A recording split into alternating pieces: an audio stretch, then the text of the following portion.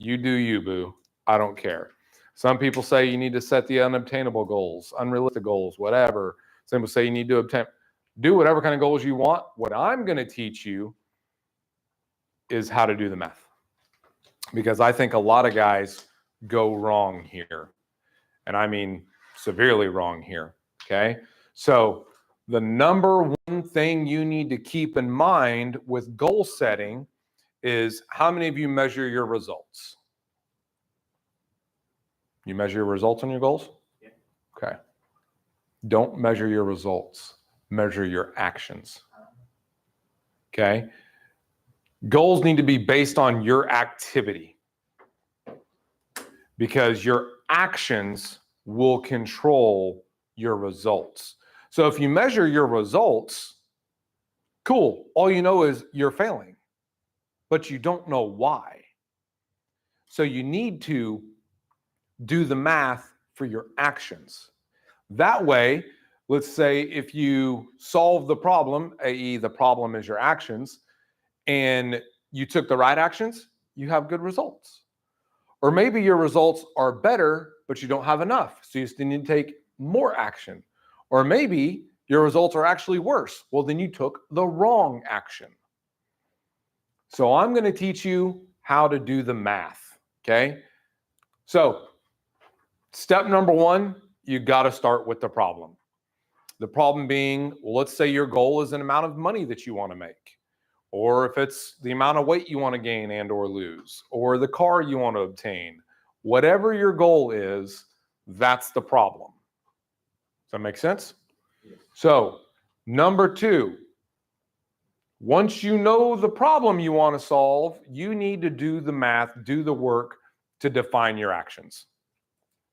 So what does that mean? So if your money or if your goal is a money format, well, here you are. You need to know what you need to do in this job to accommodate that, like the conversation you and I were having earlier today, which we're going to get to here in a second, and you will see the money breakdown. Now, most people, in all actuality, you guys are already ahead of the curve, so phenomenal job. Most people never write their goals down. I'm a very driven person, a very goal-oriented person, and I had a mentor for 10 to 15 years beat into my head, write it down, write it down, write it down, and I never did. The day I wrote it down, I made $30,000 more that year. And literally the only thing I changed was I wrote it down. I didn't even do this other stuff. So you guys are already on step one. Phenomenal work. Great job. Keep going. But this right here is where most people will go wrong next, is they do the math wrong. So you need to define your actions. Now, number three, you've done really good. You wrote it down. You defined. Now comes the hard work. Do the thing. So if your action, let's say like if it's a weight loss goal, if your action is to stop eating ice cream every day and you continue to eat ice cream every day, well, guess what? You are not achieving your goal. But if your goal was to not eat ice cream every day and you didn't eat ice cream every day, you did the thing. So after you've done the thing, this is where, so I'd say about probably 90% of the people that say they have goals don't ever write them down. You guys already did that. And then it just gets further and further down. Then where it gets down to like only 0.5% of people do is to measure them. How many of you had goals and just got to, you set a goal for X time frame. X time frame comes and you go, well, haven't touched it since I said it. Now it's here. Now I'll just kick the ball down the road and I'll make it for X time frame now. You need to measure it. In my opinion, you need to measure it daily. You can determine how often you want to measure it. That's up to you. But the cool part about measuring actions, your actions are what you do on a daily basis so that you can measure it on a daily basis. Bless you. So when you measure it, did you do the thing? And did it work? And if it didn't work to what regard? Meaning, I did better, just not better enough. We just need to do more work. Or it actually got worse. Well, then you did the math wrong altogether. So a goal setting mindset that you need to have, okay? It's like, we're all well aware if you ate these things every day, you did these things every day, this is what you would look like. Like, we are all well aware of that. However, how many of us look like this? Well, I have cheat days every single weekend, so I don't look like that, right? Like, it takes an action. So when you are setting your goals, it needs to be where the actions you set place, if you do them on a continual basis, it is inconceivable that you will not achieve your results, period. Period. So, like, I don't care who you are, how big you are, how whatever you are, if you do this for a long enough period of time, this will happen. Does that make sense? So if you're setting goals to where maybe if I do all of this right, if all the stars align, no. It needs to be absolutely impossible for it not to happen. That is the mindset you need to have when doing the math. Everybody follow me so far? So I want to give you an example of what doing the math looks like for, let's just say, this position. Now, I'll be honest, when Josh and I first started looking into this and he did the math, Josh is better at math than me. I actually am horrible at math unless you put a dollar sign in front of it. If you put a dollar sign in front of it, all of a sudden I become really good. So Josh is doing this math and he says, all right, if they knock, they as in y'all, 50 doors a day, every day for 5 days a week, you will make $10,000 a month. Now, what do you think I said? $10,000 a month. Your math is absolutely wrong. It's like, there's no way. Because to me, you mean to tell me all they got to do is knock 50 doors? Then everybody here should be making more than 10 grand a month. Like 50 freaking doors? Are you kidding me? 50 conversations. 50 doors. Not even conversations. We're going to get there. I like it. I like former door-to-door guy here. He knows what's up. He knows what's up. We about to get there. We about to get there. And see, solar's harder. Solar's harder. Because you don't have to have solar. You have to have a roof. Yes. Okay? So he's telling me this. I'm like, bro, you're wrong. And we just kept he kept breaking it down to me. No. Like, it doesn't work. And I'm like, because I just couldn't fathom it. I'm like, everybody that has ever touched a roof and selling it would make 10 grand. Like, I don't understand. This math doesn't work. So one of the reasons it doesn't work is because, let's say you have goals. You guys are really good. You already wrote them down. You did your thing. You're starting to do the math, but you didn't tell nobody. Why do you not tell somebody? Don't want to be accountable. Might fail. Very good.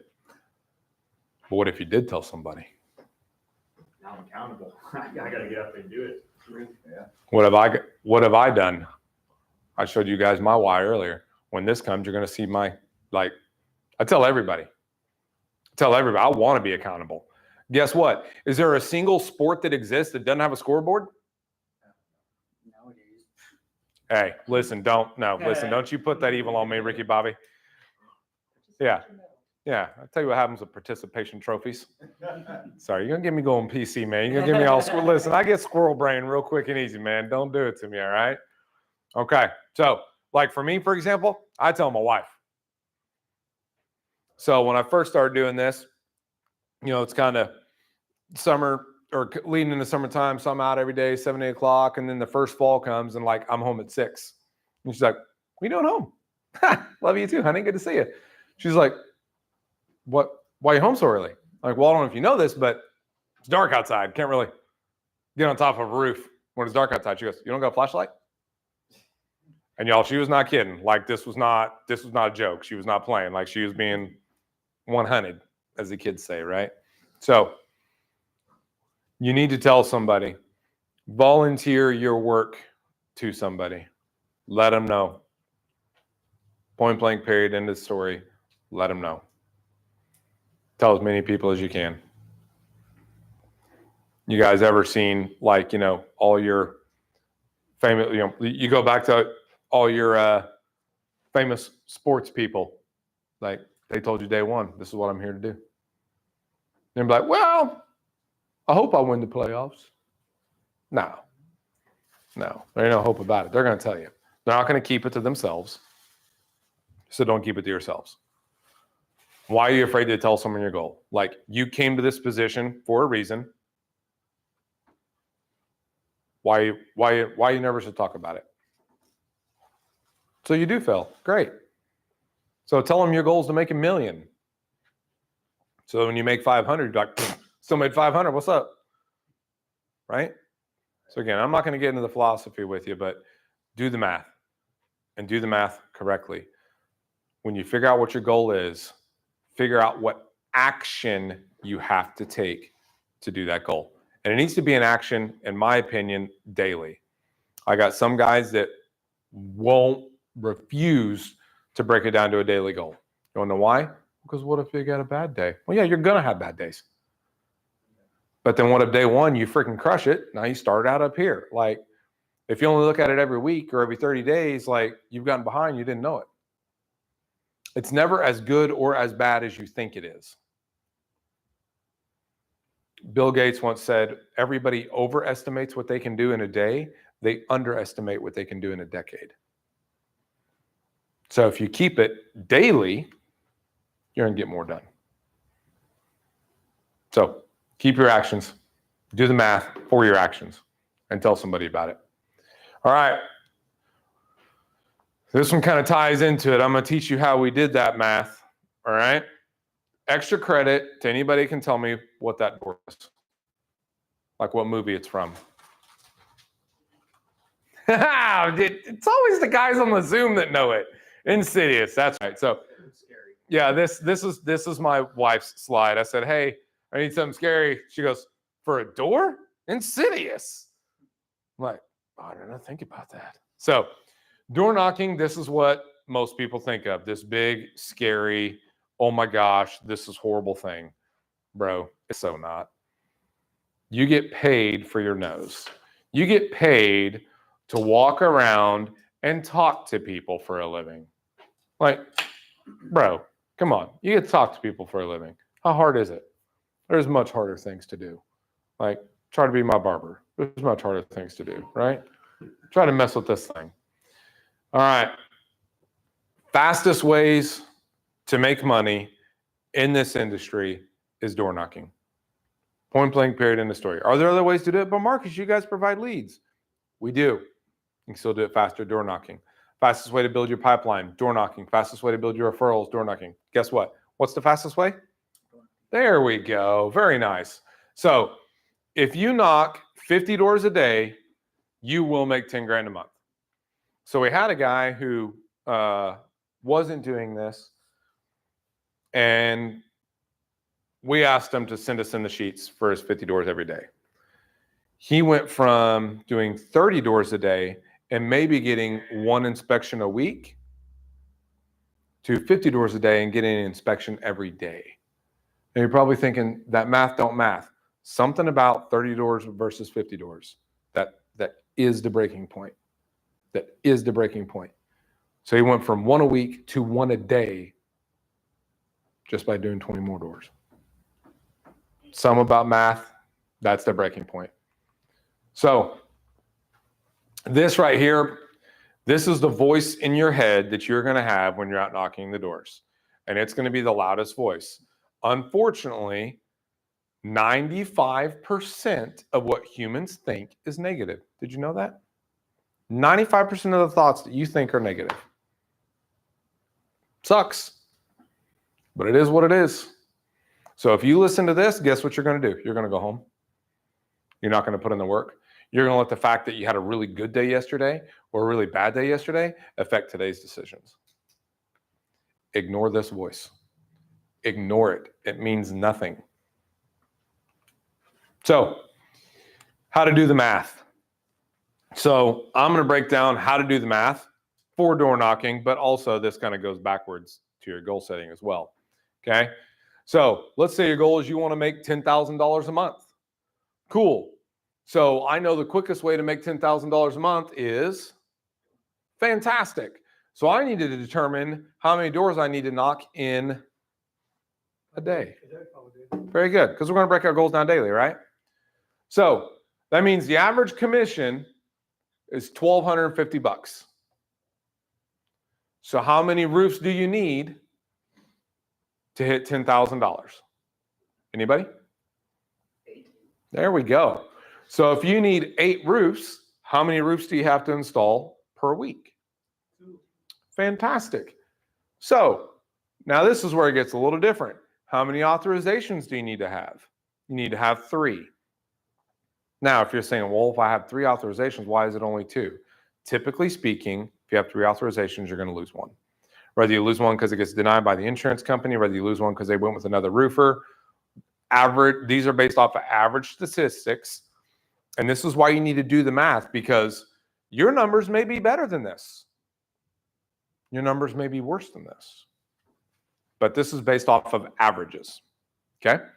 So if you do 3 authorizations, how many authorizations you got to, or how many inspections do you have to do on average to get 3 authorizations? Good question. You got to do 5.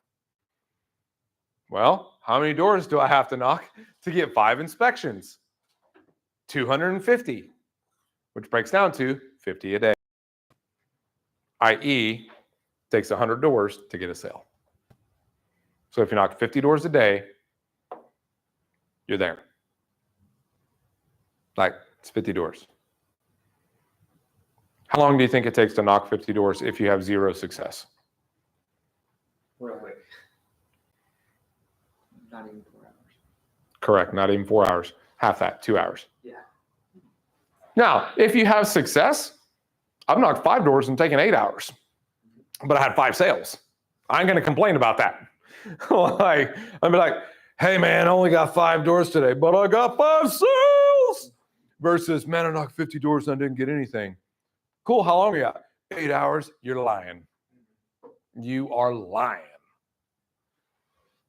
So I basically just told you either it takes 2 hours of work a day or you don't care because you had success. Like, you don't care how long you work when you get a sale. Weird. Weird. So let's talk about the top 10%. Do you think the top 10% doesn't knock doors? Well, if you said, I bet they don't, you are freaking wrong. Now, let's be fully transparent, because Josh hits me up on this one all the time every time I say it. He's like, you didn't knock 50 doors. I'm like, absolutely I did not. Once I got the ball rolling, I used to knock 100 to 150 doors a day. But once I started getting the ball moving, and about a year and a half in, started getting referrals. And when I stopped selling, I was getting 3 referrals a day. So yeah, I maintained enough business that no, I did not knock doors. But the top percent don't get to the top 10% without knocking doors. I promise you. Period. It don't happen. So it's another one of my wife's slides. She's like, she sent this to me when I was building the chain. She's like, you should find a place to put this. I'm like, okay. Because if I didn't, she'd be like, hey, where'd you put that? And I'd be like, I can't lie. I suck really bad at lying, and she would know it. So this is where I put it, okay? We either make ourselves miserable or we make ourselves strong. The amount of work is the same. So it only takes 2 hours to have a bad day and knock 50 doors. But if you quit and you don't knock the 50 doors, you're still going to feel bad when you wake up in the morning. So you might as well just let the misery suck for 2 hours, because it is going to suck even longer if you lie to yourself and you don't achieve the promises you kept. The most important part about successful people, they keep the promises they make to themselves. Period. Successful people set goals and they adhere to them. It's a big difference. So you may be thinking, all right, if I'm knocking 50 doors a day, I'm going to run out of places to go real fast. Here's the beginning of me teaching you how to define neighborhoods. Now, in the beginning, we'll send you neighborhoods until you start to get the hang of it. But after a while, you can do a better job of getting your own neighborhoods than I can for you. At least it should be that way. Okay. So in order to keep $10,000 of revenue, I'm going to speed up a little bit. In order to keep $10,000 of revenue or of income every month, you're going to need 7 active neighborhoods that you're working. Now, what do I mean by active, Mark? I would say just somewhere that you're like going, you're getting contracts. Getting sales, right? Exactly. It's active because I'm winning in this neighborhood. Now, how many neighborhoods do you think you're going to have to go through to find your 7? 21. There we go. You know how to cheat. Good job. I like it. I kind of gave you the test, right? So this is the kind of neighborhoods you're going to need. You guys were asking me earlier, like, do I go to X, Y, and Z neighborhoods? These are my neighborhoods. Now, these are trademarked by Marcus Frazier Inc. Okay. So the very first one is, trust me, I bet you've never heard of this in any training material, is you need the confidence builder. That's my coin term, because let me tell you right now, and you definitely need a confidence builder for Monday, Friday. Monday, Friday, generally speaking, are hard days. So my Monday, Fridays, I'm going to my confidence builder neighborhood, which is kind of hard for me to tell you guys specifically what it is for you. You're going to have to figure that out on your own. It's different for every salesperson. So the confidence builder, it basically means you can't get told no. Like, you can't lose. No matter when you go there, how you go there, for whatever reason, you knock on these doors, you're getting sales. That's your confidence builder. Okay? You need one of those. Damage. We all know what damage is. Hailstorm came through, whatever. Like, it's your area that everybody knows is damaged. But this also means it's going to be the most inundated with roofers. 3 tabs. Well, I'm going to knock 3 tabs. They're easy roofs. Like, they're crap roofs. They have more problems. People need my help. And most places, 3 tabs, like the fact that 3 tabs are still being installed, it's kind of like, really? It'd be like having a car without airbags nowadays. It's like, I just don't get how we're still at this point. But nonetheless, we are. So I'm going to have a 3-tab neighborhood. I'm going to have a discontinued neighborhood. Now, this is one that very few roofers are going to have, that I'm telling you absolutely need to have. You need to have a discontinued. Like, Marcus, there was no weather there. I don't care. Freaking go to a discontinued neighborhood. What's that?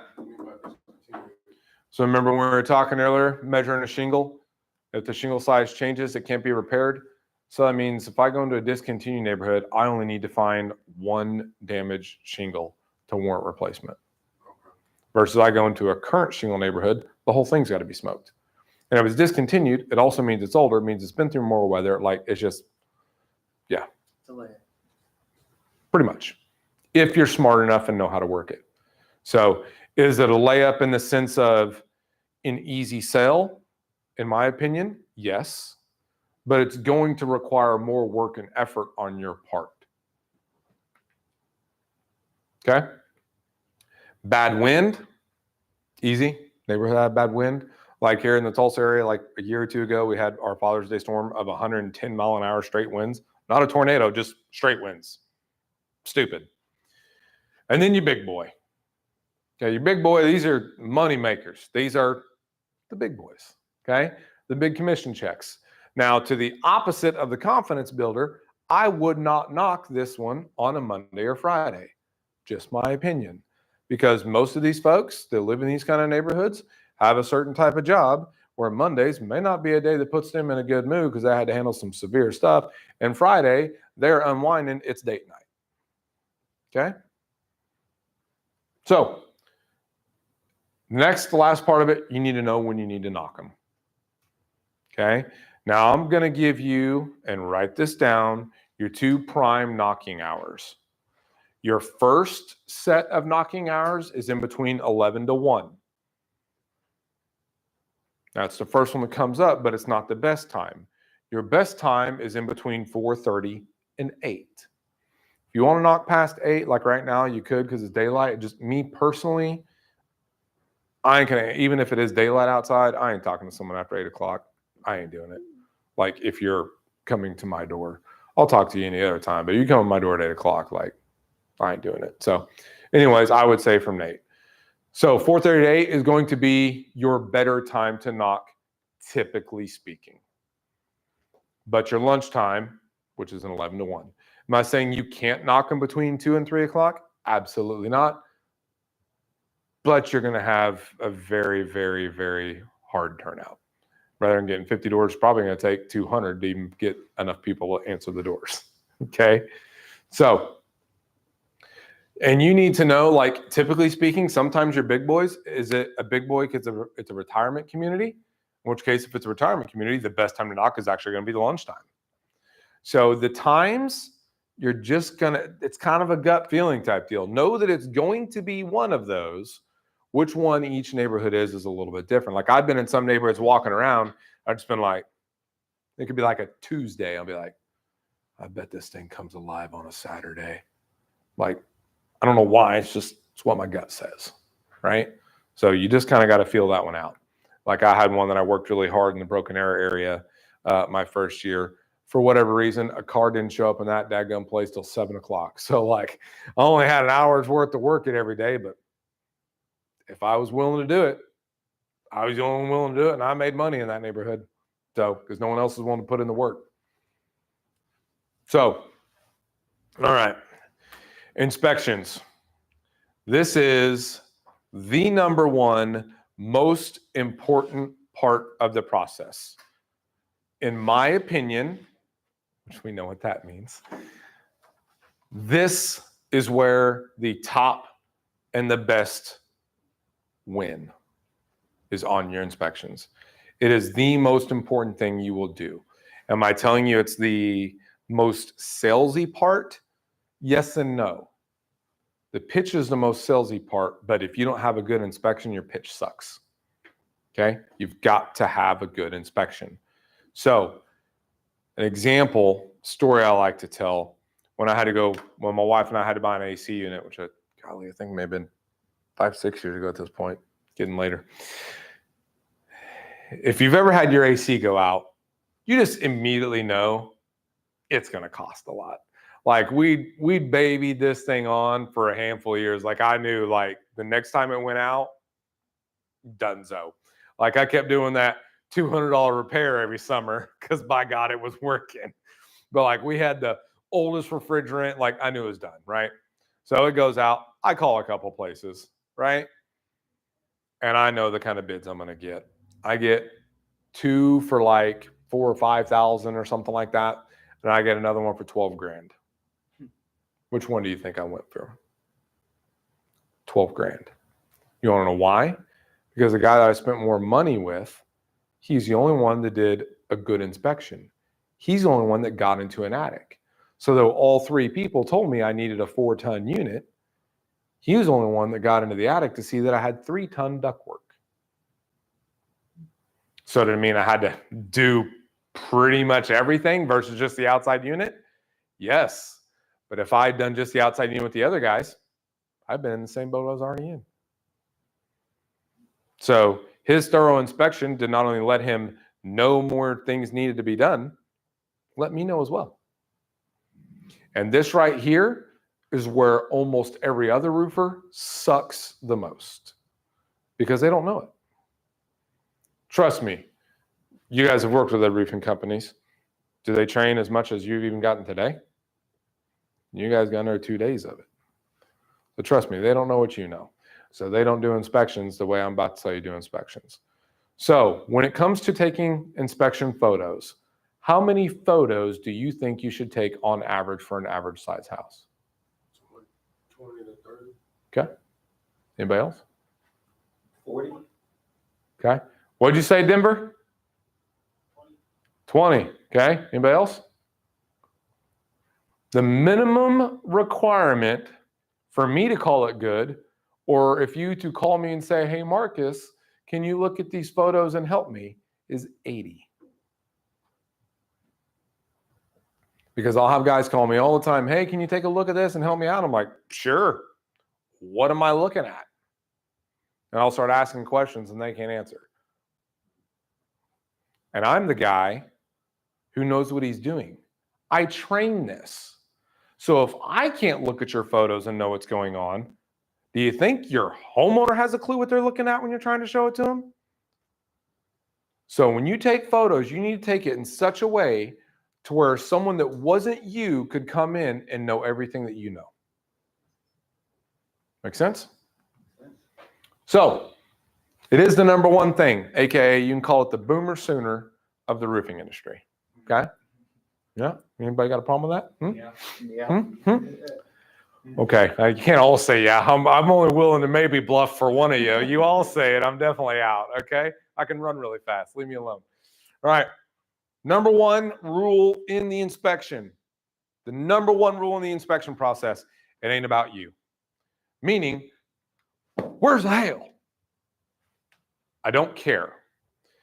And the other thing I don't care about: all right, is insurance going to buy this? I don't care. I don't care who's buying it. I don't care if they're selling kidneys to pay for it. I first care, does it even need it? Period. And if it needs it and insurance isn't buying it, doesn't change the fact that it needs it. Was insurance buying my air conditioning? No. Was I going to not have air conditioning in August and expect to stay married? No. Right? So shut up about any thought other than, does it need it? It ain't about you. It ain't about your money. It ain't about your paycheck. And if you do this right, there's going to be times where you get up there and it doesn't need anything. And every fiber in your body's going to go, I want a commission check.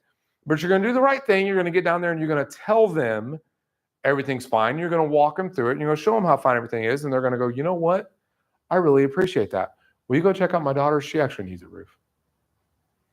Very rarely have I told someone they didn't need something and not immediately gotten a referral once I started doing my inspections properly.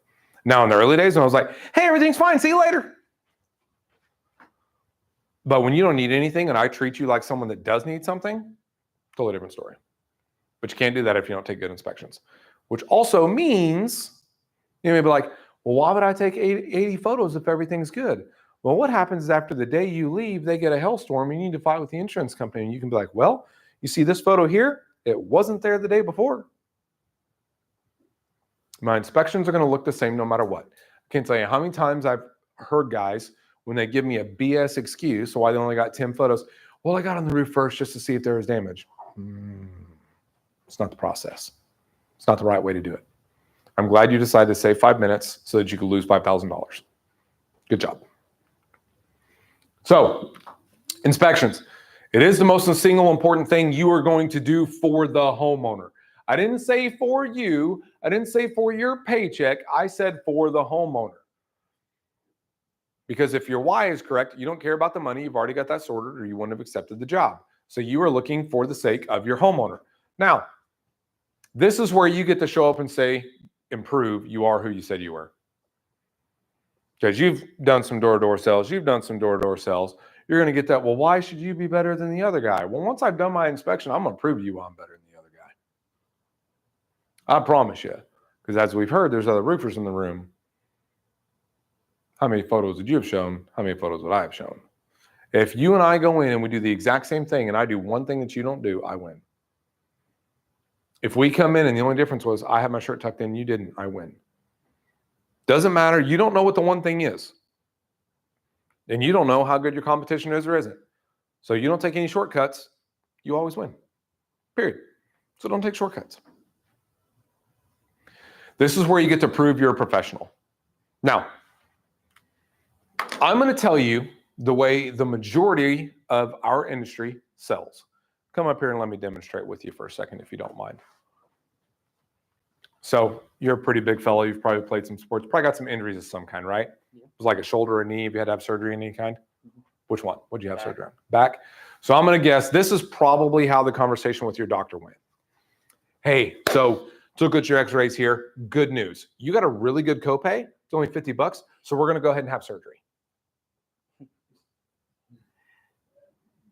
Oh, is that not how it went? Oh, did he actually tell you what was wrong and what needed to be done? Minimal, right? Why do we sell roofs that way? Thank you. You did have back surgery though? Yeah. That sucks. What happened? Got blown up. Okay. Better, Shot not at the better? top of the turret. Okay. Like I said, clearly I'm not tough enough for the military, and I knew that going in. So that is how we all sell roofs, and I don't know why we try to sell them that way. Hey, I'm going to get insurance to cover this. Do I freaking need it? That's the point. Are we talking to them about their roof or that I can get them a deal? Because if you're making it about the insurance company, if you're making it about their damage, you didn't cause the damage, the weather did, and you're not paying for it, the insurance is. So why do I even need you? Okay? So you need to look at the dadgum home. The best thing you can ever do in a roofing inspection is tell them something about their home that isn't about the roof. Because guess what? The roof ain't about you. Do we do those other things? Absolutely not. But do they need to know about it? Yes, they do. You've been on plenty of roofs. Have you ever gone on a roof and seen where an animal chewed through a chimney and the homeowner didn't even know about it? No. I've seen it a ton of times. Seriously? I found one on my chimney this weekend, as a matter of fact. I've got more chimney stories with my own personal chimney. I've countless times gone on the back of a roof, checked out the chimney, because as we've all talked about already before, there's always a problem around a chimney, like point blank period. And I've seen holes where an animal of some kind had chewed through. One time was a raccoon, and that was a pretty good sized hole. And they had no clue. You want to know why? Because they don't get on the back of the roof and go, let's look at my chimney. They don't do that. I'm a roofer and I had chimney problems, and I don't do that. I look at roofs all day long. I don't want to go home and look at mine. All right? I don't even like putting Christmas lights on it. So it's not about the money. It's not about theirs either. Meaning it's not about if the insurance company will or won't buy it. So these are going to be the basic tools that you are going to need to perform your job. A ladder. Now, there's different forms of ladder. How many of you guys got trucks? How many of you guys don't have trucks? If you have a truck, this would be my recommendation for the type of ladder that you need, in my opinion. If you don't have a truck, those are probably going to be pretty hard to fit. They make telescoping ladders. But I will say it needs to go up to 17.5 feet. That's going to get you on most roofs. Okay? Next things you don't necessarily have to have. As a matter of fact, I know plenty of guys that all they ever had was a ladder, but chalk's going to be next one. That's the actual exact chalk that I get, 120 pieces for like $12 or something like that on Amazon. And I'll tell you, it is like, if the wind blows too hard, that chalk blows away, which is what I want. Because my chalk marks don't matter, the insurance adjusters do. And if I'm in a neighborhood that no other roofers in, I don't want them to know that I'm there working. I want that to blow away immediately. I want it there long enough for me to take my photo, and then I want it gone. So you may see some guys, oh, get actual roof chalk or railroad chalk. No, you want your chalk gone, okay? This is the pitch gauge when I was talking to you guys about the pitch before, and the shingle gauge, okay? Anything after that, now if you go look in the back of my truck right now, I could dang near build a house with what I got in the back of my truck. So I am the little Boy Scout. I've got way too many things. I'm not saying you need as many things as I have, but for me, every time I didn't have something and I felt it cost me money, I went and got it. That's just the way I roll, okay? Even down to I have little booties that I put on my feet every time I go in. So everything I do has a purpose. I have a lot of things in there. So about the inspection, you're going to do a very good, thorough inspection. You're going to take 75 to 80 photos. Something you need to do is you need to tell them about how thorough your inspection is going to be. I'm of the age, doctors have told me what my 40-year-old inspection needs to be, and they gave me enough detail that I'm never going to do it. So, in the same hand, if you do this amazing thorough inspection, but you don't tell them why you're doing it, like, for example, when you're taking pictures of gutters, if you're coming to my house, you tell me you're going to look at my roof, the next thing I know, you're in my backyard looking at my gutters, I'm going to be a little suspect. That is not my roof. What are you doing? So you had a good intent, but because you didn't tell them what your good intent was, they are taking it very badly. And now you're in a hostile workplace. And you have an Akita that's about to bite you. Ask me how I know. Okay. So when taking photos, as I've said before, you need to take them in a manner that if I'm not there or anybody's not there, they know as much as you do. Also meaning so that when you show your homeowner, they are aware of what they are looking at. We're going to go through some actual inspections, and you guys are going to see some of the common flaws that can hopefully keep you from having. Okay? So you're going to start on the front, work your way to the left, then work your way to the right, and then like you're going to work your way around. Okay? Don't bounce around back and forth. Your photos need to have continuity to them. They need to start in one way and just work their way all the way around. And if you go, oh, but the gate was over here, so no, work your way around. Okay? If you're bouncing back and forth, it's going to be really hard. You want to keep it in a nice flow. Next is when you get on top of the roof, and this isn't next, I'm just giving you some of the highlights. When you're on top of the roof, it's very important that you take roof overviews. Okay, so meaning I'm going to go through some photos right here, and you guys will be able to understand what that roof looked like and what the design and the shape of it was. Make sense? So if you just get up and go, there's my one roof picture. What's the rest of the friggin' roof look like, man? Like, what am I looking at? What am I trying to understand? Okay. So that's what your roof overviews need to be at. You need to have all your overviews down below. You also need to have your overviews up top. Cool? So we're going to look at some now. So I tried to squeeze as many in here as I could. I'd love to actually show you all my 80-some photos, except for the internet connection is not good enough, and it would not work well. We'd spend an hour trying to look at 80 photos because it'd be so slow. So as you can see here, took the front of the house. After you take the front of the house, the very next thing you need to take is going to be the address, whether that's on the house, on the mailbox, on the curb, on the whatever. You may be thinking, seriously, why? Well, there's a chance that if you don't do that, the delivery crew may accidentally deliver it to the wrong house. And then the next day, your install crew may actually show up and install the wrong roof. Ask me how I know. So from now on, I'm going to take a picture of the front of the house and the address, because technology sometimes can put people in the wrong places for wrong reasons. If they have this, they know. Versus in that case of mine, all they had was pictures of a roof, so they didn't have a freaking clue because all the roof colors were the same. Okay? So again, everything I tell you, I promise you, has a purpose. So next thing up here, we're looking at my right side.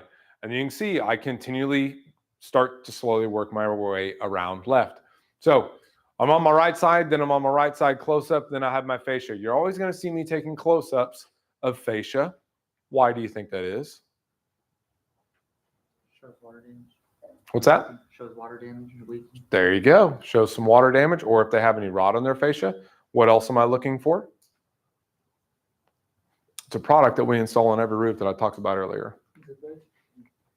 I'm looking to see if it has drip edge, because if it doesn't have drip edge, I'm going to bring up, hey, you don't have any drip edge. This is what it does and doesn't do. Whenever we put your roof on, we are going to install drip edge right away. So once again, that's part of my pitch, but if I don't have good pictures to show it, I got no leg to stand on. Or like in this case here, hey, your fascia looks like it's in really good shape because you have drip edge. Because I guarantee you, if you take pictures of the fascia and it doesn't have drip edge, your fascia ain't going to look that good. Promise you. Am I wrong? Nope. Thanks. Appreciate you agreeing with me. So next is going to be the thing I want to show you that everybody always gets wrong. Everybody will always take a picture of the close-up.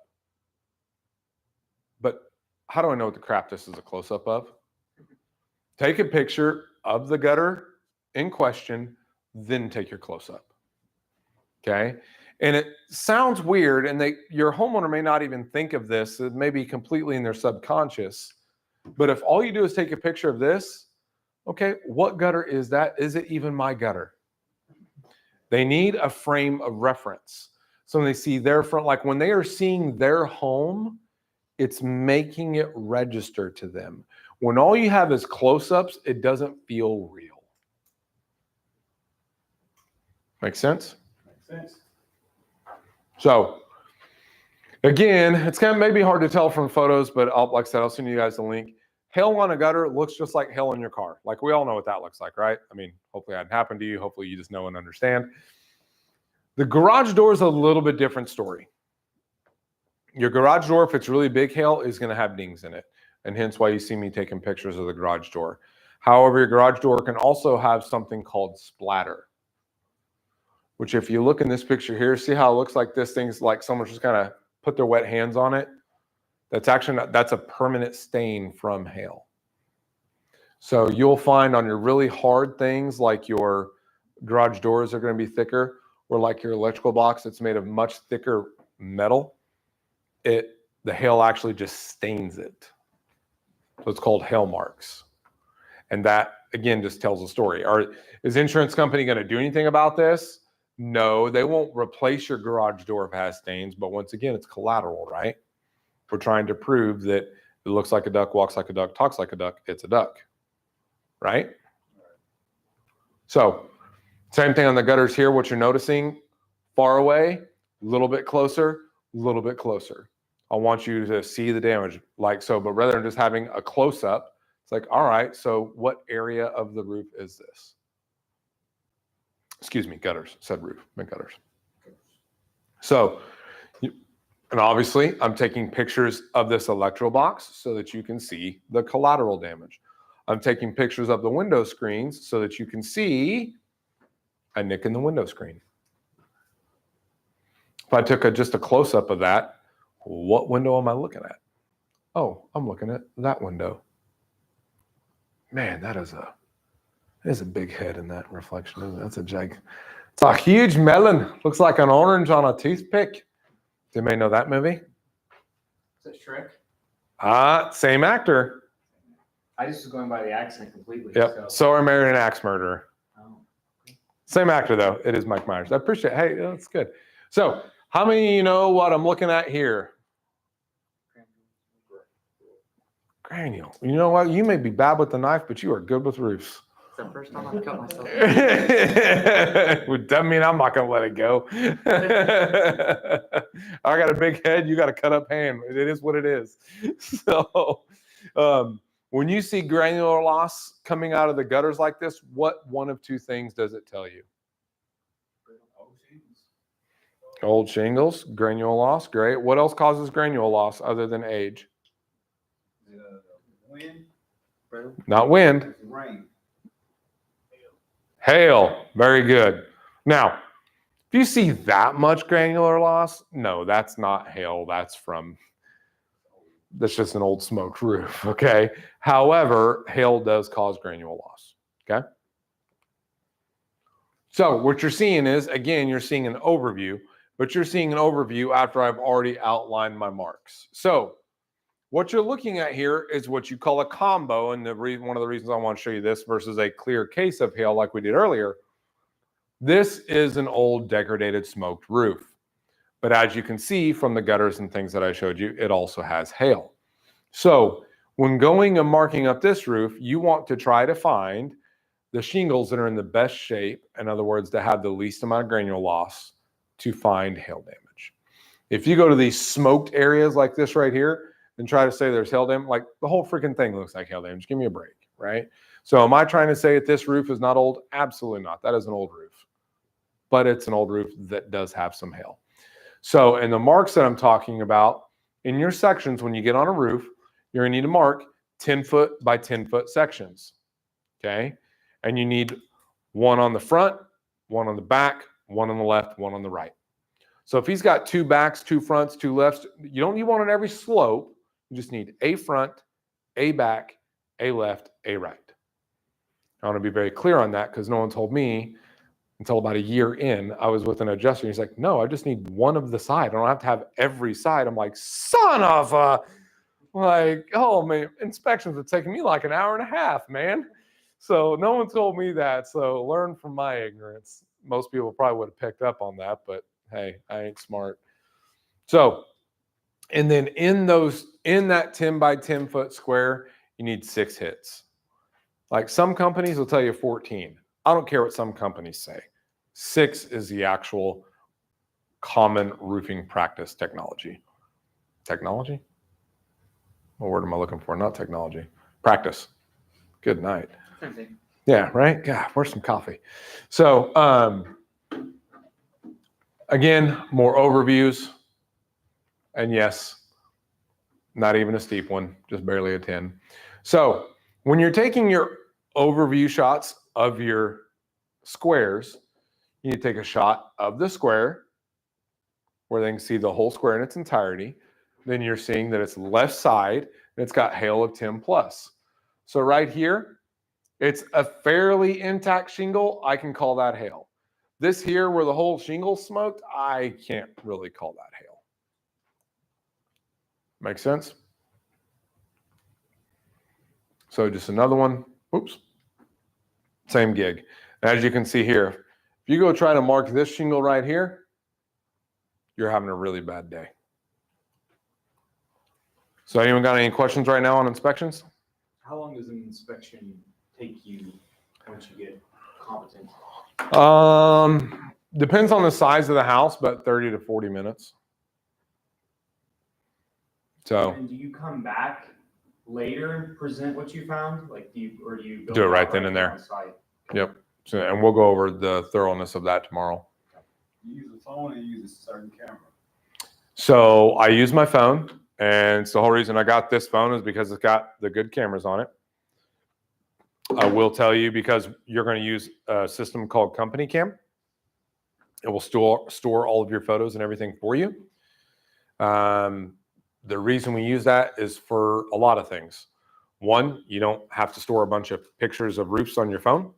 But then also, let's say you need to send pictures rather than seeing like 5 at a time through text message or email. You can send one link and then have access to all the photos. Okay. It's the only way insurance companies will accept it. I mean, there's lots and lots of honestly, the benefits of it are endless, to be honest with you. But I would take them on my phone, and then I would use my tablet wherever I put that to actually show them, because it's bigger. And I said, that's one of those things that just one day hit me. I was like, showing a homeowner for the millionth time on my phone. I was like, you know what? I think I'm just going to get an iPad. I spent $10 a month to show them, and I guarantee you that closed me at least one more deal a month, which makes me $1,200. So it more than pays for itself, which is why we offer them now if you make it to 30 days. Then is an inspection, does that count as a lead, or is a lead like insurance authorization? How does that work? 'Cause I know. So a lead is something we will, as far as how we define it, okay? And a lead is, whether it's through our Google, Facebook, Instagram, our cold calling from the office, we will set up an appointment for you to do an inspection. That's a lead. Other than that, it's an inspection you set up on your own from either door knocking, referrals, whatever the case may be. Make sense? And you actually get paid more when you close your own referrals too. Okay. All good? Any questions? Okay. So what we're going to end with today, and you don't have it yet because I got your stuff in too late, but you'll have it probably by the end of the day, if not first thing tomorrow. You guys got an email from Lisa. Did all of you see that? Okay. You're going to need to, and you can go ahead and do both of these things today. You're going to need